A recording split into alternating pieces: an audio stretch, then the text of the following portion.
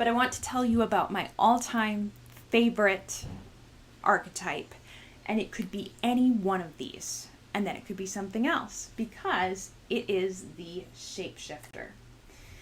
And what happens with the shapeshifter is you totally think that it is just the bumbling best friend ally, and then you find out that it was the mastermind the entire time. It's when one archetype that you have put into the box and you know as a reader what you're looking at suddenly was not that archetype at all, and you were completely wrong. And you can look back and you can see some of the foreshadowing that yes, that was there, but boy, you didn't quite see that coming. And it is called the shapeshifter. Some of the best shapeshifters in literature would be Long John Silver in Treasure Island. He was the ally, the fun cook, and nope, he was actually the antagonist the entire time. But you can't talk about a shapeshifter without talking about Snape from Harry Potter. In book 1, Harry learns early that the teacher Snape just hates him. And he thinks that Snape is the one who is working with Voldemort. However, at the plot twist, it turns out that Snape was his ally the entire time. Book 6, Snape still appears to be the reluctant ally. But then, at the plot twist, Snape betrays Harry, kills Dumbledore, and is the antagonist after all. In book 7, we finally learn the rest of Snape's backstory. Snape loved Harry's mother since childhood, and his love for her is the reason that Harry even survived as a baby. And Snape the entire time has been Harry's ally. He only killed Dumbledore because Dumbledore, unbeknownst to Harry, was already dying and had told Snape to do it to fully win Voldemort's trust and win and save the wizarding world. And so, even though Snape dies at the end of book 7, he is one of the great heroes of the series. And I love, love, love shapeshifters because they are so fun. Especially if you can fool your reader, but just give them enough breadcrumbs that they realize after you reveal all that they kind of should have known. But I do want to quickly go back to our comparison technique because I have a few more things to say about it, and it is one of my favorite techniques to use. The two characters that you want to compare most clearly is the protagonist and the antagonist. They both circle the theme. One of them embraces the theme and is saved by the truth. The second rejects the theme and is destroyed. So ultimately, the antagonist must reject and the hero must accept. Aladdin lays down his grasp for power, Jafar grasps for more, and it destroys him. So this is the single most important comparison in your book. Your reader watches one character rise in truth and the other fall by rejecting truth. Now, you can also use comparison with allies. So I started one of my books with two friends having an argument. So the one friend symbolizes the soul, and he wants to withdraw from the world. The other character symbolizes the mind. He is the mastermind chess player character. And it set the stage for the book because the book is about the war between the soul and the mind. Now, I've got good feedback from my beta readers and critique partner.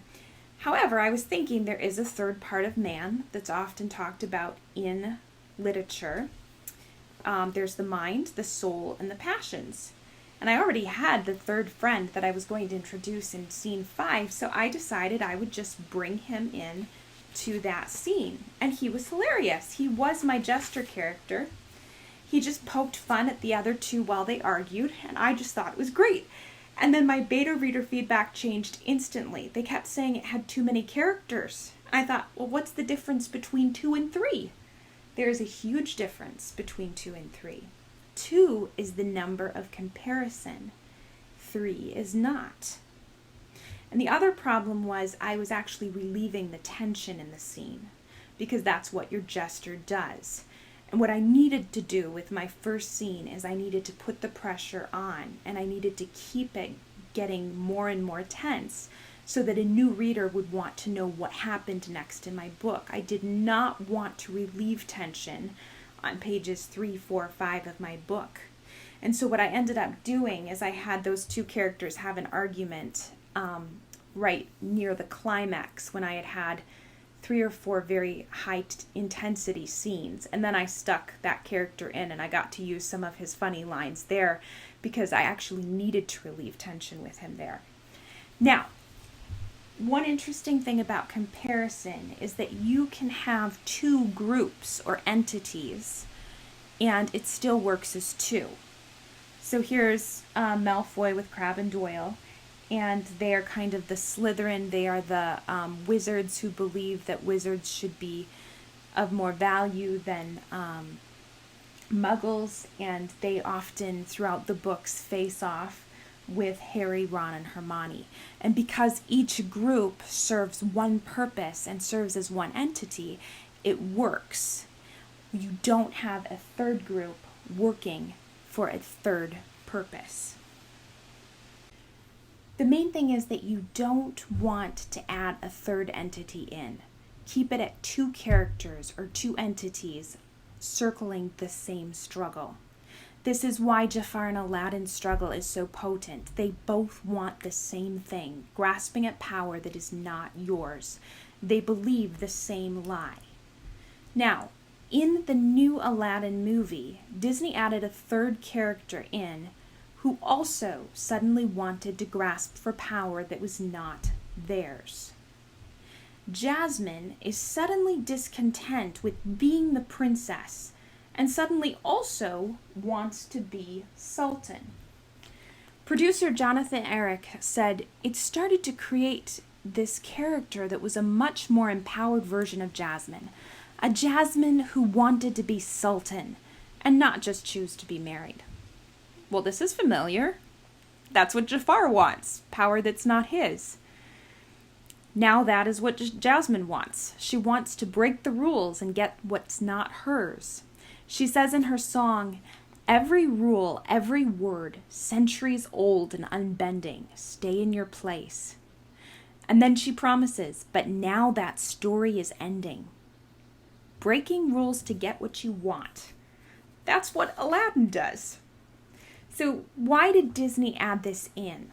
It's no longer a comparison between 2. It's now a third person grasping for power that's not theirs. However, at the end of the movie, one of the characters who grasps for power is imprisoned on a lamp. The other character accepts his place, and the third person grasping for power is granted the power, despite not being the character who learned the theme.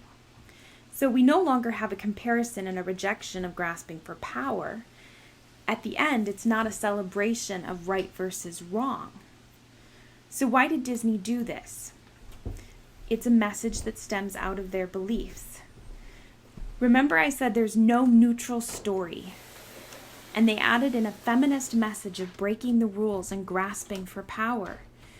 In the feminist narrative, the feminist is not the one who repents. It is the anti-feminist who must repent. This is not the hero. It distorts the message by taking away the comparison. And not only does this ruin the message of not grasping between the 2 men, it actually inverts reality. You don't become Sultan by being discontent with the lower position God's placed you in. So Disney knows the rules of archetypes. Why did they change it? Why did they weaken the message of the story? Because when someone writes a story, it is an expression of their beliefs. And the writers and producers have a belief system that comes out in their art.